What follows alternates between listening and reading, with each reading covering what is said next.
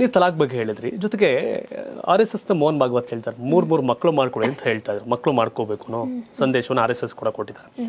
ಅದು ಆ ಕಡೆಗಿದ್ರೆ ಒಂದ್ ಕಡೆ ಆ ಪ್ರಶ್ನೆ ಕೂಡ ಮುಂದುವರೆದ ಭಾಗ ತಗೊಳ್ಳೋಣ. 2 ಮದುವೆ 3 ಮದುವೆ ಹೆಚ್ಚಿನದಾಗ ಆಗ್ತಿರ್ತಾರೆ ಸಮುದಾಯದಲ್ಲಿ, ಅದ್ರ ಬಗ್ಗೆ ಏನ್ ಹೇಳ್ತೀರಿ? ನಮ್ಮೂರಲ್ಲಂತೂ ಯಾವ ಮುಸಲ್ಮಾನನು 2-3 ಮದುವೆ ಆಗಿಲ್ಲ. ನಮ್ಮೂರಲ್ಲಿ ಮುಸಲ್ಮಾನರು ಆಗಿಲ್ಲ. ಗ್ರಾಮೀಣ ಭಾಗದಲ್ಲಿ ನಮ್ ಸುತ್ತಮುತ್ತ ಇರೋರು ಕೂಡ ಮೆಜಾರಿಟಿ ಆಗಿಲ್ಲ. ನೀವು ಗ್ರಾಮೀಣ ಭಾಗದವರೇ, ನಿಮ್ಮೂರಲ್ಲೂ ಬೆಸಗರಲ್ಲಿ ಮುಸ್ಲಿಮ್ಸ್ ಇದ್ದಾರೆ. ನೀವು ಸುಮ್ನೆ ಒಂದ್ಸತಿ ಕುತ್ಕೊಂಡು ಯೋಚನೆ ಮಾಡಿ, ಇವತ್ತು ಆಡಿಯನ್ಸ್ ಕೂಡ ಸುಮ್ನೆ ಒಂದ್ಸತಿ ಯೋಚನೆ ಮಾಡಿ, ನಿಮ್ ಸುತ್ತ ಇರೋ ಮುಸಲ್ಮಾನರು ಯಾರು 3 ಮದುವೆ 4 ಮದುವೆ ಆಗಿದ್ದಾರೆ ಅಂತ. ಆಮೇಲೆ ಇನ್ನೊಂದು ಹೇಳ್ತಾ ಇದ್ರು ಮೋಹನ್ ಮಗ, ಅವ್ರು 10 ಜನ ಮಕ್ಳನ್ನೆಲ್ಲ ಮಾಡ್ಕೊಂತಾರೆ ಅಂತ. ಇವತ್ತು ಇಬ್ಬಿಬ್ರಿಗೆ ಫೀಸ್ ಕಟ್ಟಕ್ಕಾಗಲ್ಲ.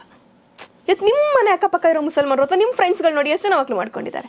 ನಮ್ಮ ಹಿಂದೂಗಳು ಹೆಂಗ್ ಮಾಡ್ಕೊಂತಾರೆ ಹಂಗೆ ಮುಸಲ್ಮಾನರು 1-2 ಮ್ಯಾಕ್ಸಿಮಮ್ 3. ಪಾಲಿಗಮಿ ಬಗ್ಗೆ, ಬಹುಪತ್ನಿತ್ವದ ಬಗ್ಗೆ ಇಸ್ಲಾಂನಲ್ಲಿ ತುಂಬಾ ಕ್ಲಿಯರ್ಲಿ ಹೇಳಿದ್ದಾರೆ. ಈಗ ನೀವು ಒಬ್ರು ಹೆಂಡತಿನ ನೋಡ್ಕೊಳ್ತೀರಲ್ಲ, ಅದೇ ತರ ನೀನ್ ಇನ್ನೊಂದು ಮದುವೆ ಆದ್ರೂ ಕೂಡ ಅವಳನ್ನು ಒಂದೇ ಒಂದು ಸಾಸಿವೆ ಕಾಳಿನಷ್ಟು ಕೂಡ ವ್ಯತ್ಯಾಸ ಮಾಡದೆ ನೋಡ್ಕೊಳ್ಬೇಕು ಅಂತ ಸಾಧ್ಯ ಇದೆಯಾ ಶಿವು? ಅದು ಮುಂದೆ ಕಷ್ಟ ಆಗಿದೆ ಜೀವನ ಇವತ್ತು ಅಲ್ವಾ? ಸೊ ಇಸ್ಲಾಂ ಅದಕ್ಕೆ ತುಂಬಾ ಕಠಿಣವಾಗಿ ಹೇಳುತ್ತೆ, ನಿನ್ಗೆ ಮಲ್ಟಿಪಲ್ ಮ್ಯಾರೇಜಸ್ ಆಗಬೇಕು ಅಂತ ಇದ್ರೆ ನೀನು ಒಂದೇ ಒಂದು ಸಾಸಿವೆ ಕಾಳಿನಷ್ಟು ವ್ಯತ್ಯಾಸ ಮಾಡೋದಿಲ್ಲ ಅನ್ನುವ ನಂಬಿಕೆ ಇದ್ರೆ, ನಿನ್ನ ಮೇಲೆ ನಿನಗೆ ಕಾನ್ಫಿಡೆನ್ಸ್ ಇದ್ರೆ ಮಾತ್ರ ಮದುವೆ ಆಗ್ಬೇಕು. ಖುರಾನಿನ ಇತಿಹಾಸದಲ್ಲಿ ಅಥವಾ ಇಸ್ಲಾಮಿನ ಇತಿಹಾಸದಲ್ಲಿ ಏನ್ ಮದುವೆ ಆಗಿದೆ ಅದು ಯುದ್ಧದ ಸಂದರ್ಭದಲ್ಲಿ ಅಲೋ ಮಾಡಿರುವಂತದ್ದು.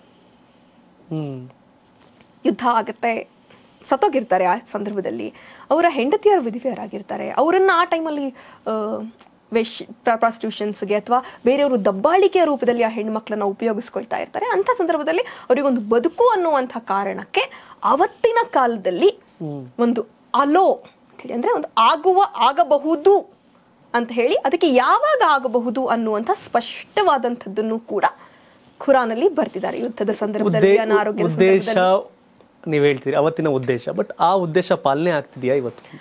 ಇಲ್ಲ, ಆ ಉದ್ದೇಶ ಪಾಲನೆ ಆಗದೆ ಹೋದ್ರೆ ಅದು ನೀನು ನಿಜವಾಗ್ಲೂ ಮುಸಲ್ಮಾನಾಗಿ 3 ಮದುವೆ ಆಗ್ಬೋದು 4 ಮದುವೆ ಆಗ್ಬೋದು ಅಂತ ಹೇಳಿದ್ರೆ, ನೀನು ಎಷ್ಟು 4 ಜನ ಮದುವೆ ಆಗ್ತೀಯ ಅಲ್ಲ, 2 ಮದುವೆ ಆಗ್ತೀಯ, 2 ಸಾಸಿವೆ ಕಾಳಿನಷ್ಟು ವ್ಯತ್ಯಾಸ ಇಲ್ಲದೆ ನೋಡ್ಕೊಳ್ತೀನಿ ಅಂತ ನಿನಗೆ ಅನ್ಸಿದ್ರೆ ನೀನು ಆಗಬಹುದು ಅಂತ ಹೇಳುತ್ತೆ.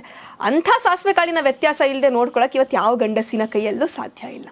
ಇವಿಬ್ರು ಗರ್ಲ್ ಫ್ರೆಂಡ್ಗಳಿದ್ರೇನೆ ಈಕ್ವಲ್ ಆಗಿ ನೋಡ್ಕೊಳಕ್ ಆಗಲ್ಲ ಅಂತದ್ರಲ್ಲಿ ಮದುವೆ ಆಗಿ ಸಂಸಾರ ನಡೆಸೋದು. ಬಟ್ ಇದೊಂದು ರೀತಿ ಒಳ್ಳೆ ಕಾರಣಕ್ಕೋಸ್ಕರ ಬಂದಂಥ ಕಾನೂನನ್ನ ಕೆಟ್ಟದಾಗಿ ಯಾರೆಲ್ಲ ಬಳಸ್ಕೊಳ್ತಾ ಇದ್ದಾರೆ, ಈ ಥರದ ಕಂಪ್ಲೇಂಟ್ಸ್ ಕೂಡ ಬಂದಾಗ ನನಗೆ ಪರ್ಸ್ನಲಿ ಹರ್ಟ್ ಆಗುತ್ತೆ. ಅನ್ಸುತ್ತೆ ನನಗೆ, ಹಿಂದೂ ಹೆಣ್ಮಗ್ಳಿಗೆ ಒಂದು ಮದುವೆ ಆಗಿ ಆತ ಹಿಂದೂ ಗಂಡಸು ಒಂದು ಮದುವೆ ಆಗಿರ್ತಾನೆ, ಇನ್ನೊಬ್ಳನ್ನ ಮದುವೆ ಆದಾಗ ಮೊದಲನೇ ಹೆಂಡತಿಗೆ ಹಕ್ಕಿರುತ್ತೆ, ಆಕೆ ಕಂಪ್ಲೇಂಟ್ ದರ್ಜ್ ಮಾಡ್ಬೋದು, ಕೋರ್ಟಿಗೆ ಹೋಗ್ಬೋದು. ಆದರೆ ಮುಸ್ಲಿಂ ಹೆಣ್ಮಕ್ಳಿಗೆ ಇದಿಲ್ಲ ಅಂತ ಅಂದಾಗ ನನಗೆ ಪರ್ಸ್ನಲಿ ಹರ್ಟ್ ಆಗುತ್ತೆ. ನನ್ನ ಸುತ್ತ ನನಗೆ ದಿನಕ್ಕೆ ಅಥವಾ ಒಂದು ವಾರದಲ್ಲಿ ಒಂದು 3-4 ಕಾಲ್ಸ್ ಈ ಥರದ್ದು ಬರ್ತಿರುತ್ತೆ. ಗಂಡ 2ನೇ ಮದುವೆ ಆಗ್ಬಿಟ್ಟಿದ್ದಾನೆ, ಅದು 2ನೇ ಮದುವೆ ಏನು ಇವರನ್ನ ಚೆನ್ನಾಗಿಟ್ಕೊಂಡು ನೋಡಿಕೊಂಡು ಇಸ್ಲಾಮಲ್ಲಿ ಹೇಳಿರೋ ತರಹ ಒಂದು ಸಾಸಿವೆ ಕಾಳಷ್ಟು ವ್ಯತ್ಯಾಸ, ಸಾಸಿವೆ ಕಾಳಷ್ಟು ವ್ಯತ್ಯಾಸ ಬೇಡ, ಇವ್ರಿಗೆ ಚೆನ್ನಾಗಿ ಊಟ ತಿಂಡಿ ಕೊಟ್ಕೊಂಡು ಆ ಮಕ್ಳನ್ನ ಸಾಕೊಂಡು ಇನ್ನೊಂದೇನೋ ಆದಾಗ ಇನ್ನೊಂದೇನೋ ಯೋಚನೆ ಮಾಡ್ಬೋದು, ಅದು ತಪ್ಪೇನೆ, ಇನ್ನೊಂದೇನೋ ಯೋಚನೆ ಮಾಡ್ಬೋದು. ಆದರೆ ಕಂಪ್ಲೀಟ್ಲಿ ಆ ಹೆಂಡತಿಯನ್ನ ಬಿಟ್ಟು ಹೊಡೆದು ಮಾಡಿ ಅವ್ರಿಗೆ ಟಾರ್ಚರ್ ಕೊಟ್ಟು ಇನ್ನೊಬ್ಳನ್ನ ಯಾರ್ದೋ ಸಂಸಾರನ ಸರಿ ಮಾಡಕ್ ಹೋಗೋದಿದೆಯಲ್ಲ, ಇದು ಯಾವ ಹೆಣ್ಣು ಮಗುವು ಕೂಡ, ಯಾರ ಹೆಣ್ಣು ಮಗುವಿನ ಮನಸ್ಸಿಗೆ ಕೂಡ ಒಪ್ಪಿತವಾಗುವಂಥ ವಿಷಯ ಅಲ್ಲ.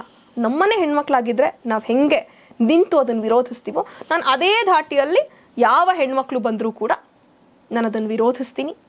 ಸಾಧ್ಯ ಆದರೆ ಮದುವೆ ಆಗಿಲ್ಲ, ಬೇರೆ ಥರದ್ದಿದೆ, ಇವಾಗ ಎಲ್ಲ ಕಮ್ಯುನಿಟಿಗಳಲ್ಲೂ ಇದೆ, ಬೇರೆ ತರಹದ ಸಂಬಂಧಗಳನ್ನ ಇಟ್ಕೊಳ್ಳಿ, ಈ ಥರದ್ದೆಲ್ಲ ಇದ್ದಾಗ ಅವ್ರನ್ನ ಅರ್ಥ ಮಾಡಿಸಿ ವಾಪಸ್ ಬರೋ ಒಂದು ಪ್ರಾಪರ್ ರೂಟಿಗೆ ತಗೊಂಬರುವಂಥ ಕೆಲಸವನ್ನು ಇವತ್ತು ನಾವು ಮಾಡಬೇಕು. ಇಲ್ಲಾಂದರೆ ಹೆಣ್ಮಕ್ಳಿಗೆ ಧ್ವನಿ ಇಲ್ಲ, ಅದರಲ್ಲೂ ವಿಶೇಷವಾಗಿ ಮುಸ್ಲಿಂ ಹೆಣ್ಮಕ್ಳು ಅಂತ ಅಂದಾಗ ಅವ್ರೊಂದು ಕಟ್ಟುಪಾಡಲ್ಲಿ ಬದುಕ್ಬಿಟ್ಟಿರ್ತಾರೆ, ಅವ್ರಿಗೆ ಧ್ವನಿ ಎತ್ತೋದಕ್ಕೆ ಒಂದು ಅವಕಾಶ ಆಗ್ತಾ ಇರಲ್ಲ.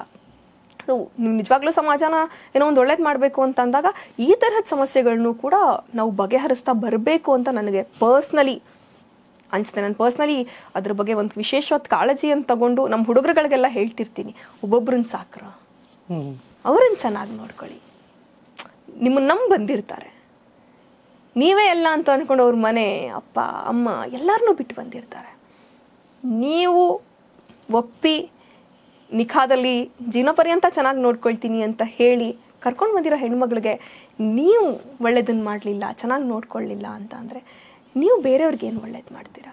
ಅಲ್ಲಾಗ ಅಲ್ಟಿಮೇಟ್ಲಿ ಜವಾಬ್ ಕೊಡ್ಬೇಕಲ್ವಾ, ಉತ್ತರ ಕೊಡ್ಬೇಕಲ್ವಾ? ಏನಂತ ಉತ್ತರ ಕೊಡ್ತೀರಾ?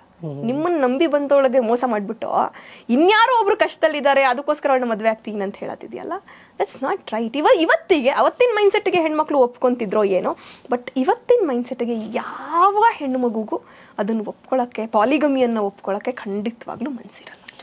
ಬೆಣ್ಣೆ ತುಪ್ಪ ಸರಿ ಇಟ್ಟು ಮಕ್ಕಳಿಗಾಗಿ ಹೆಲ್ತಿ ಬಿಸ್ಕತ್, ಬಾಯಲ್ಲಿಟ್ಟರೆ ಕರಗುವಂತ ತುಪ್ಪ ಬೆಣ್ಣೆಯ ಬಿಸ್ಕತ್, ಇದು ನಿಮಗಾಗಿ ನಿಮ್ಮ ಮಕ್ಕಳಿಗಾಗಿ ಮಾಡಿರುವ ನಮ್ಮ ಜೀನಿ ಪರಿಸರ ಹಿಟ್ಟಿನ ಬಿಸ್ಕತ್.